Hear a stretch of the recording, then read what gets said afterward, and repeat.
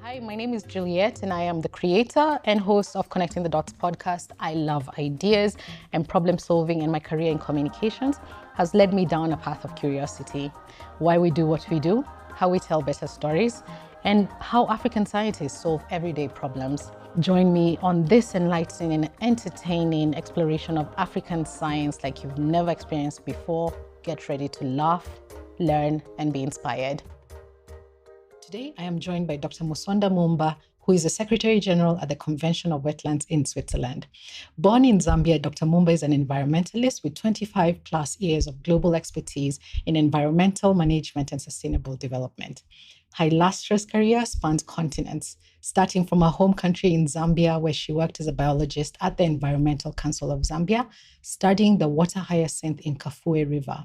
She then worked at the World Wildlife Fund, and during this time got her PhD at the University College London in the UK in wetland ecology.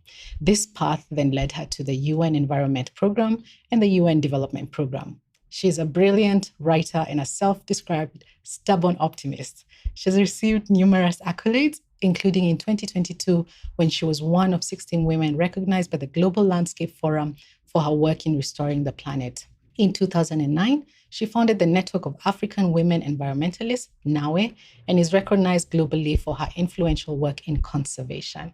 It's an absolute pleasure to have such a dynamic woman on the podcast. Karibu sana and welcome, Dr. Musonda. Thank you so much, Juliette. Such an absolute honor. You are what we call a global citizen. In retrospect, is there something from your childhood that influenced your career path? And could you tell us what that is? No, thank you so much for that question. So firstly, I think part of my global nature even begins from my heritage. I am part Zambian, my father is Zambian, and my late mother was a South African. So my grandparents were in exile, in Zambia. My own grandmother left her community in the Eastern Cape of Tolosa, Iduchwa, and trained as a nurse and met a man. And then due to the apartheid regime, as you know, they ended up leaving and moving to Zambia. So my whole heritage spans on peoples who have moved and settled in different places. But my paternal grandmother also, on the other hand, moved from a certain part of Zambia in the north of Zambia, married my grandfather, Luka Mumba, and moved and settled very far away from her ancestral home, from her peoples and all of that in this beautiful lake region. So I remember as a child, growing up literally like 100 meters away from a river. And also, when we would drive around, my dad would take us to the town where he was born in Zamfia. And Zamfia has the Bangweulu wetlands, and it also has the Lake Bangweulu, which are white sands and blue waters. Wow. And it's so beautiful. And because I come from a landlocked country, I just thought that was the sea. Yeah, I don't blame you for that. And when we were looking up Zambia, we were like, it's one of 16 countries that are landlocked in the continent. So it's interesting that you can talk about white sands on a near lake. Yes, absolutely. So for me, seeing all this water and all of these rivers, and I got very curious as a kid. I'm like, oh my God, so we eat this fish, and this fish is from that lake, and it's from this region. And my grandmother would explain all the different fishes and the different colorings and all of that. This one is coming from deep waters, this one is coming from more shallower waters, etc. And then we'd see all these birds in the sky.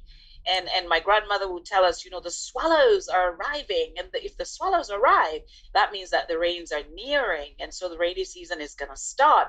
So for me, this reading of nature was almost kind of a second nature. And I did not think much of it. I just thought this is part of my culture. Mm-hmm. This is what my grandmother is explaining to me.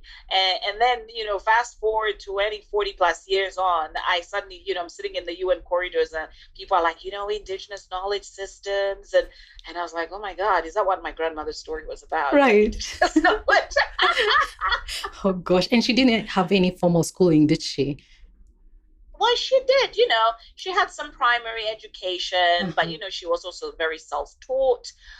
when she was widowed very young in her 30s, and she was running a business empire. She was like, I need to go and do night school and also learn on accounting Wow. and managing of the finances of this, the hotels, the buildings she was renting, and all of that, the trucks, the buses. She had to understand all of that without a secondary school education. Right. But she was extremely purposeful, but also the power of community. For me, both my grandmothers taught me one thing: remember that we are a part of a community. You are who you are, the very epitome of Ubuntu. And this is, the Xhosa word Ubuntu. I am because we are. We don't say things like, oh, I'm successful because you know what I did, and I. No, that I Does does not not exist. It exist. exists as part of a collective who has influenced who you've become. And so for me, my grandparents were very instrumental in teaching me the very epitome and element of community. And so would you say that it's your personal background that then informed you going into the whole biology and ecology study and studying especially of the wetlands?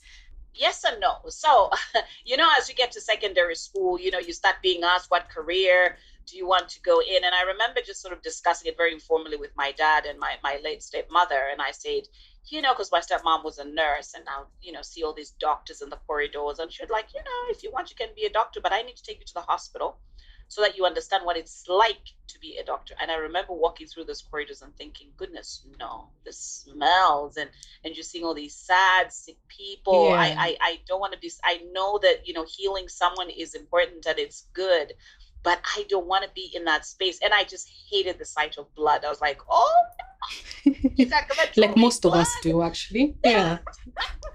So, when my dad would take us on holiday, and I remember him taking us to this national park in Lusaka called Lochinvar. And Lochinvar is a sprawling floodplain system. And, you cannot even see the end of the water when it's flooded. And it's got this rare antelope there. And there are all these birds, wattled cranes and, crowned cranes. And they're just all over the place. And it's stunning. And it has this one massive baobab tree that we could all fit in. My parents and my siblings would all fit inside of this baobab tree. Yeah. And I'm looking at this water and I'm thinking, where does it come from and where is it going?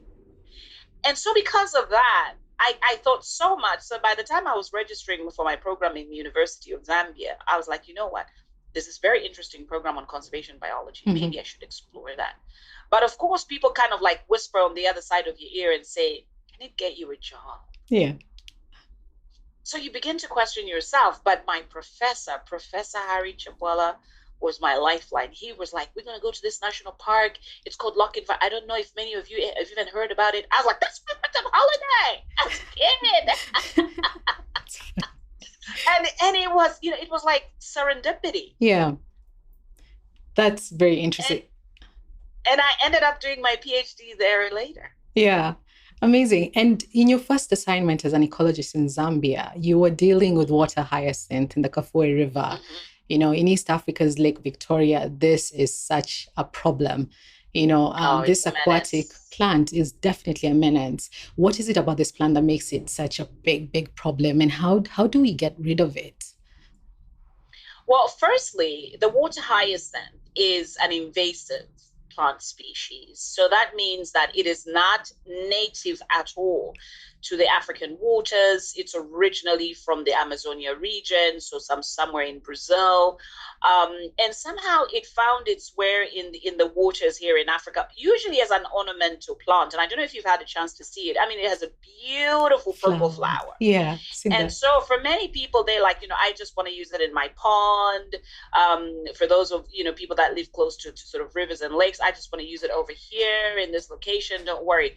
But this plant is also, its nature is that it thrives in polluted or highly eutrophic waters. So it's river systems, lake systems that have huge amounts of pollutants in them. So, and unfortunately, it has two modes of vegetation. So, or at least, developing and replicating. It has the seed mode, and that seed can stay in the sediment of a lake or a river for over 100 years. And then it has vegetative. So it just takes a small cut, and then that cut makes babies and makes more babies and just spreads all over the place. So what we've seen in the Lake Victoria region, so think about it. Around Lake Victoria, you've got three big towns. So you've got Mwanza on the Tanzanian side, you've got Kisumu on the Kenyan side, and you've got Entebbe on the other side. All of which have most of their sewer system going straight into the lake. Oh, wow. So the amount of eutrophication going in is a lot. That was happening on the Kafua River. And I remember going on the river and thinking, and firstly, we went on a boat, and the boat got stuck because it's so fibrous as a plant. It literally goes onto the engine and just stops the engine. Yeah. And when we went on the other side of Lake Kafua, which is where the gorge and the hydroelectricity dam is, I met people from the hydroelectricity dam, and they were like, you need to figure out how to remove this plant because it's going to the mesh of the generators. Mm-hmm. So the generators that are generating electricity, basically we're overheating. Yeah. Because the plant was going onto the sieve where you're trying to avoid this plant from entering the turbines. And so they just overheat. So you're now creating electricity to just reduce the heating. It was wild. And I remember by then, President Frederick Chiluba was the president of Zambia. He ended up declaring water hyacinth as a national disaster. Wow. And so we had to start removing it in the river, doing biological control, doing some mechanical control. And one day we flew over it. And I think it's those days when we flew over it with the president, and that's when there was a realization on how bad and terrible the plant was. But of course, I was reading up a lot and just also trying to understand and which parts of Africa we're having this crisis. Mm-hmm. And then I read about Lake Victoria. I was like, my word. And Lake Victoria is a shallow lake. It's not like a Rift Valley lake, which is deep. It's a shallow lake. Yeah. So it's just thriving everywhere, and the wind comes and then takes it over there, and the wind comes and takes it up. It's crazy, and it cannot be used. Cows don't eat it because it's too fibrous. Antelopes don't eat it. Nothing eats it. So you have to figure out a creative way of using the weed. So were you successful in getting rid of this plant in the Kafue River? And now I know in Lake Victoria it's still a constant problem.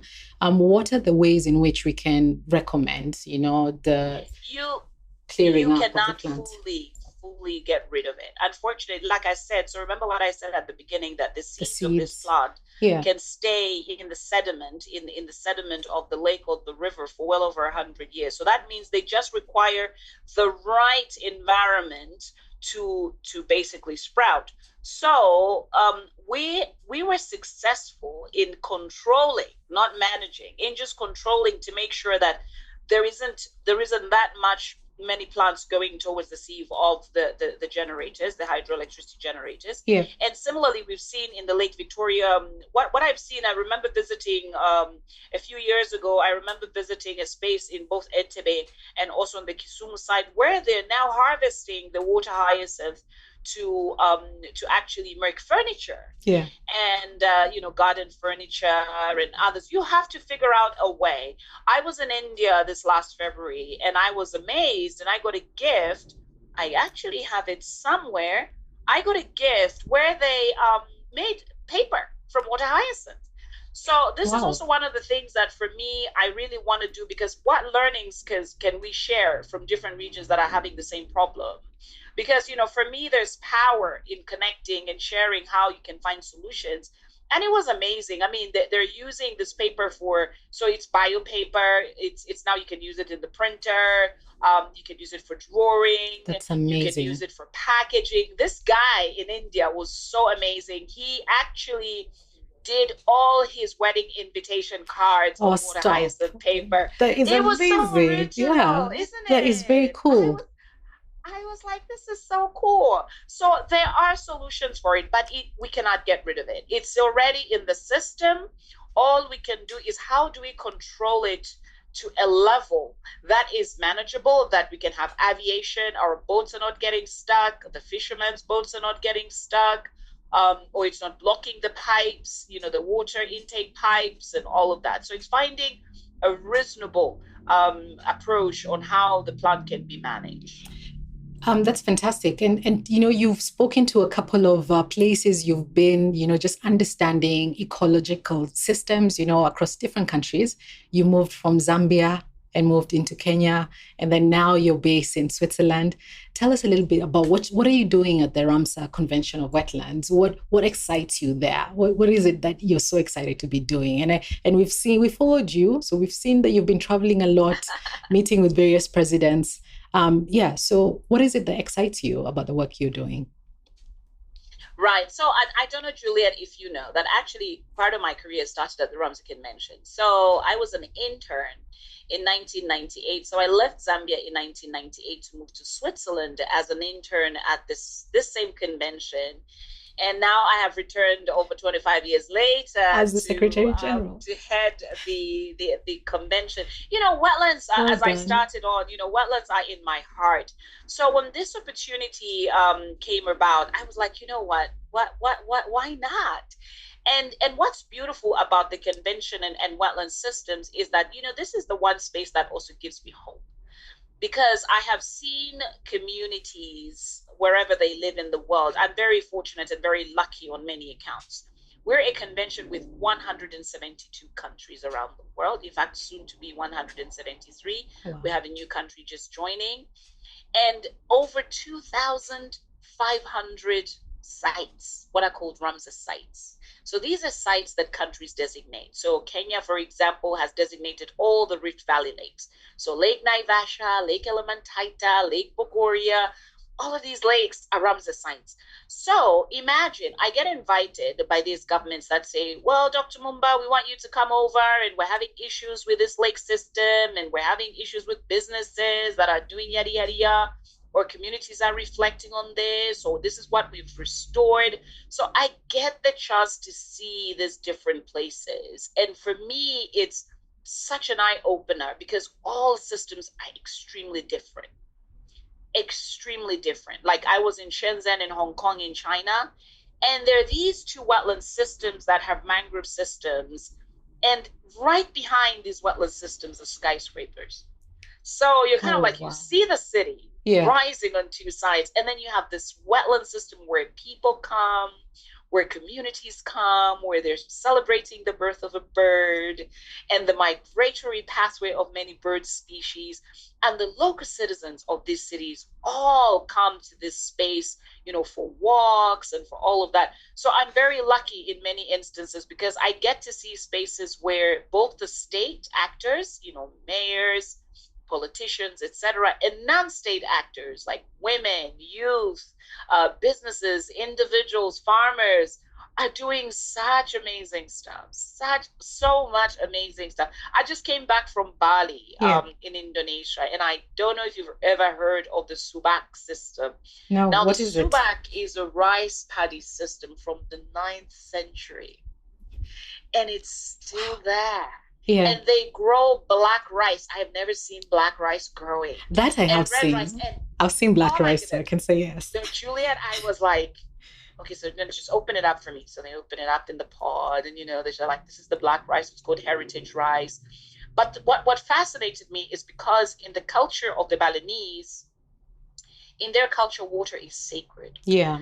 And because it's sacred, how water is shared, how it's utilized, you do not waste not even a single drop, because it's so precious. It's so precious. So the rice paddy system is a system of traditional governance. It's a system of sharing, the very system of Ubuntu. It's a system of collective action. It's a system of community. How do you grow a plant, a grass, to feed the world, to share with, hotels, to share with community? They even made me red rice tea. I was like, you can make tea with us? That I didn't know about. Red what tea? Red rice. Wow. Red rice tea. What did it taste like? Oh, yeah. It's so delicious. So it's just grains of rice so imagine like coffee, and it's roasted rice, and then you just let it sit in hot water. So it's supposed to be very good because the sugars of this particular grain of rice are so low. So it has this beautiful flavor and beautiful taste, and it is sort of this burgundy like colored rice, and you sip it as tea.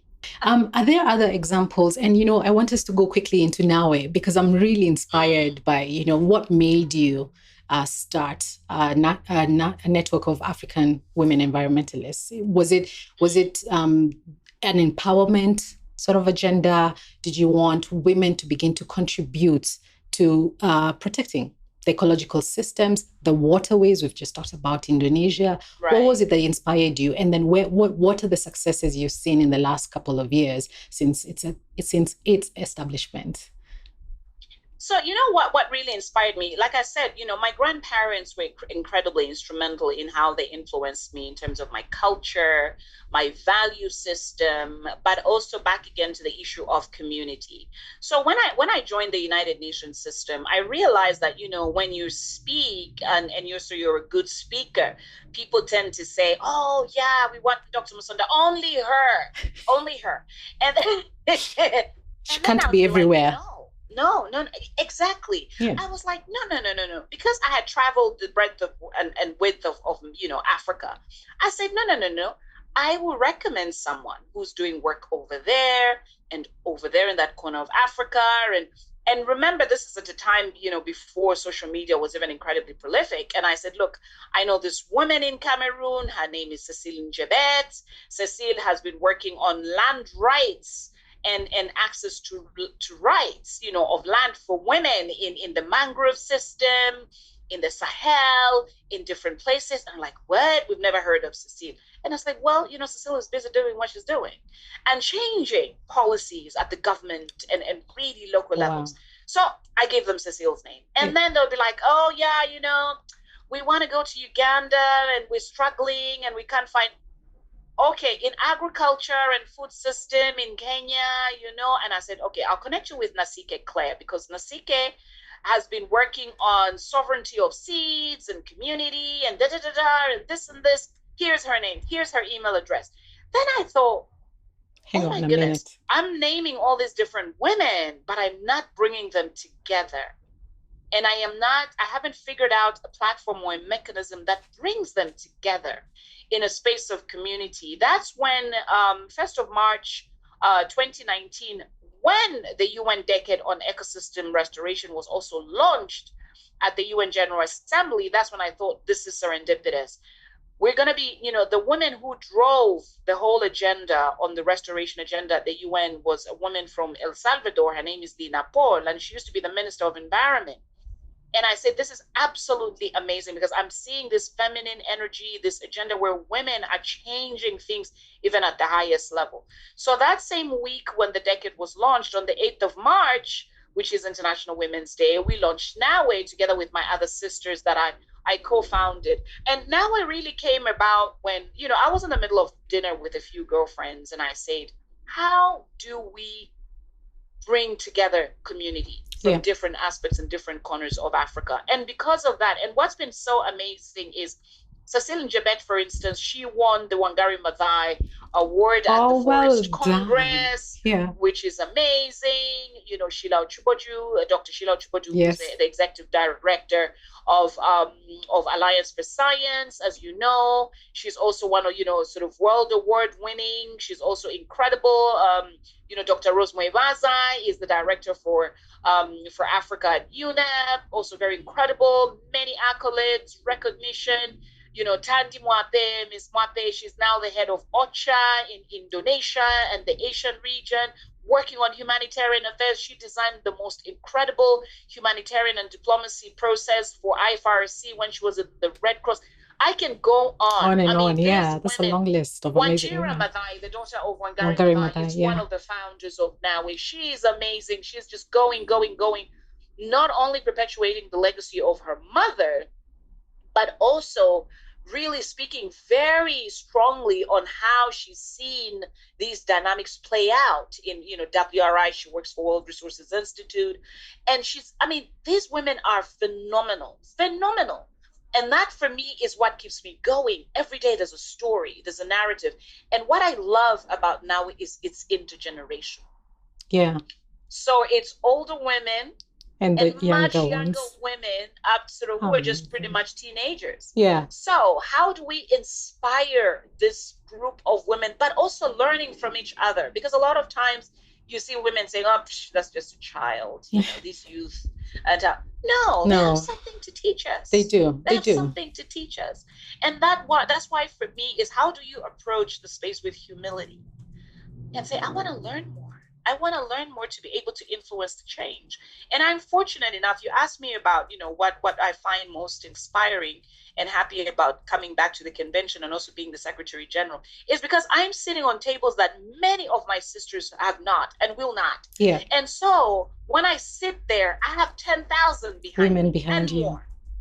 I want to be able to sit at that table to be able to say, colleagues, what you're saying is problematic because that is not gender responsive. That does not make sense for that community over there. You cannot restore land or plant trees on a piece of property that a woman does not own. She's not vested. Yeah. Her husband can just divorce her tomorrow and she loses everything. Absolutely. And that's it. Yeah. And then she's left out in the cold. Can you imagine? Can you tell us how to keep up with NAWE's activities and how to plug in? So if I wanted to become a woman in the network of African women environmentalists, how do I join? How do I sign up? You know what? We're just revamping the website. Yesterday, the Zambia chapter launched, and we're just revamping that. Dr. Shilo Chubaju is leading that because there's Alliance for Science Foundation in Zambia, who's a key partner of NAWE. And so we're just reworking the website, and I'm more than happy to share, but stay connected. We do have NAWE for Earth, which is our X handle, or what was Twitter. I still miss the word Twitter. X, rebranded. the X handle is NAWE 4, as in the letter 4, the number 4 for Earth, which is our X handle, and we can check there for any updates. And the same, I think, for Facebook, we still have the page there. So we are working on updating that, and also just making sure that anybody can join from anywhere on the African continent, sharing your stories, even your work as as a podcaster, Juliette. How do you share? How do you interview different women out there and learn from them and inspire? That. Connect the dots, as the podcast is. Thank you. That's why it's important. We have to connect the dots. We cannot be isolated. So, one of the reasons why we felt we wanted you on our podcast, and thank you so much. I will be signing up to NAWE immediately after we end this recording. Thank you. One of the reasons we felt that we wanted to reach out to you, given your work, your extensive work, me and you have spoken. Yeah, it's almost a decade now. I was trying to remember the last time we had a conversation. And now to all the amazing work that you're doing, I wonder if you can speak to the torrential rainfall we've been seeing across East Africa. That's been a big issue. So can you just speak quickly into that? Sure. What we're seeing. So firstly, I want to start from the science.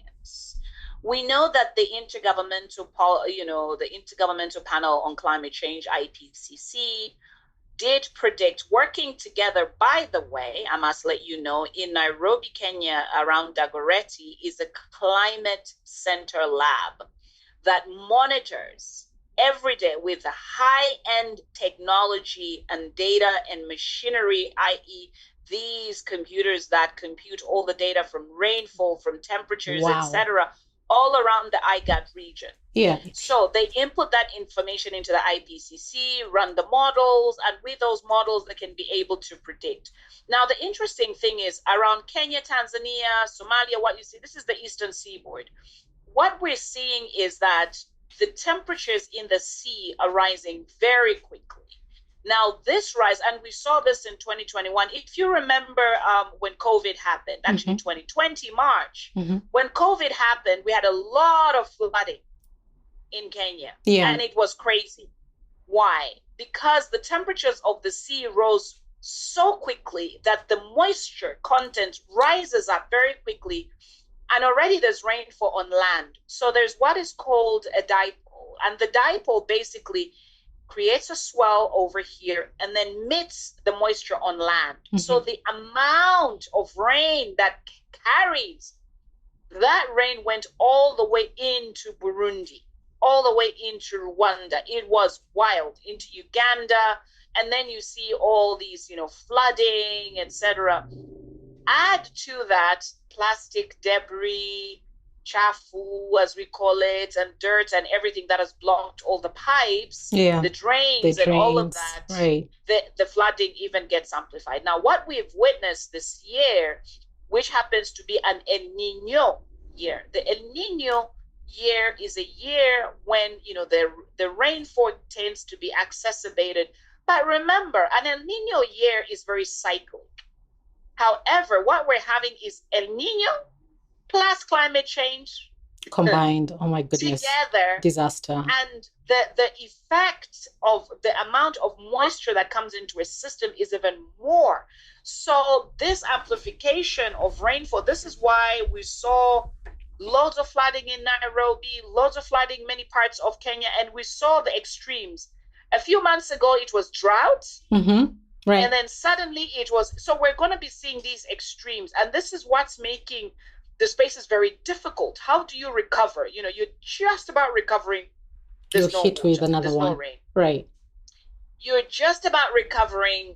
There's extremes. So it's a dry and drown situation. Dry and drown. I mean, it's wild. So how do you deal with all of that? And this is where the element of really understanding our natural systems is also very critical. One of them being, thank God for Wangari Maathai, Karura. Karura, let's just talk about the name of Nairobi. Nairobi as a city, for example, is Nairobi. In the Ma language means the place of sweet waters. Yeah. So it's a massive wetland system. So it's got all the rivers, it's got all the marshes, it's got these beautiful wetland systems all over. Which today we've built. And nooks and rivers navigating the plateau. Yeah. And people don't realize it. That's why you're able to grow nice nduma in Nairobi, because it's growing in beautiful wetland systems, right? Yes. Anyway, now what Wangari Maathai did together with the women around Karura Forest is that they argued and said, no, there are rivers and systems and we have medicinal plants in this forest. We need to save it. We need to store it. I mean, they risked their lives. Now, with these rains that have been experienced this year in 2024, Karura was the buffer. No way. Karura was, yes. Can you explain that? What do you mean it was a buffer? Okay, so if you've been to Karura Forest on the UN side, Karura Forest, on the UN side, where you go inside and there's a nice restaurant there and you can do a long walk inside and then see the waterfall. You see where the waterfall is? Yes, inside Karura Forest, yes. Exactly. So there's two rivers connecting there. Now, before one river finds its way to the waterfall, it goes through a wetland system, which is basically the cushion, it's recharging the groundwater. So it slows the water down. Yeah. And those trees that you're seeing, because an ecosystem is only complete when it's a full ecosystem. So the trees that you see also slow down the water. So everything is filtering. So the infiltration process into the groundwater and recharging is happening. So it's slowing. Now, what happened is, because the gash is coming from outside, from, Huduma area, it's coming all this way and it's entering Karura so fast. Karura Forest managed to just about slow everything down. If that forest did not exist, my dear, almost the whole of Rwanda and the UN would be flooded. And there are homes in Rwanda that were underwater. Yeah. Even for the first time, there were so many homes that had never been flooded, that got flooded. It's a marsh. Yeah. It's a marsh. It's a marsh system. So that is to say how we create cushions and buffers along the way in systems. And our traditional systems and our indigenous peoples have known this. So they would protect an area and they would say, do not, build this far in on the river. Do not exceed this riparian zone. Do not plant this plant over here. We're going to live over here. We're going to leave this place to fallow and wait for the grasses to grow so that they're there and they're filtering. We're going to grow, plants and vegetables only at a certain time. There were systems and structures. Unfortunately, what we have seen is a city that's mushrooming fast. Very fast. Some illegalities here and there. Oh, yeah, I'm just going to build this apartment block over here. And then they build an apartment block and disasters ensue. The thing just comes crumbling down like, a card of dominoes, a pack of dominoes, and then lives are lost. And so how do we rethink cities and structures of how we manage them? And this is also why, as a convention, we're also working very strongly on wetland city accreditation. We're getting cities to accredit. Kigali is one of the wetland cities, and Kigali city as a city has restored a massive wetland system in the middle of Kigali. No, what is it called? This restoration, it's called Nyan-dung. Nyan-dung. So they have this Nyan-dung wetland space. And the reason the recovery of this wetland system has also seen birds that were not been seen for over 25 years beautiful. Return to the city of Kigali. Wow. The filtration mechanism of water downstream, there's much more cleaner water. And the community downstream can tell you and can attest to the presence of this particular quality of water. But you know how it happened? Because of leadership. So President Kagame then said, no, we're not going to have industry anyway in the riparian zone. Everybody gets out. We'll find a place for you. We'll give you a new location so that we save this wetland system because it matters for the city and for its citizens. Maybe very quickly, what scares you? What excites you? In a minute. What scares me is inaction and people that make terrible decisions. What excites me is the power of children and their vision and their excitement about Mother Earth. Yeah. And I've always been saying, Africa is such a young continent and just the ideas are coming from our young people, right? And what's your parting shot as we're concluding the podcast? My parting shot is we're all earthlings. This is home. This is the only home we have. So do your part. Every one of us has a role to play in saving the planet. And so do your part. And however difficult and sometimes it feels like it's an impossibility, just do it. Even do it afraid. Continue doing the good work. Continue doing the champion for women. You've always inspired me. So I'm excited to be joining NAWE. Yay. Thanks for tuning in to Connecting the Dots podcast created by me, Juliette. This episode was brought to life by Mumbua and Kevin at Silent Global in Nairobi, Kenya. If you enjoyed this episode, don't just keep it to yourself. Share it, tag us, and let's keep the conversations going. Do let us know if there's any science topic that you'd want to hear about. And then join me on the next episode as I interview the next amazing African scientist here on Connecting the Dots podcast. Thank you.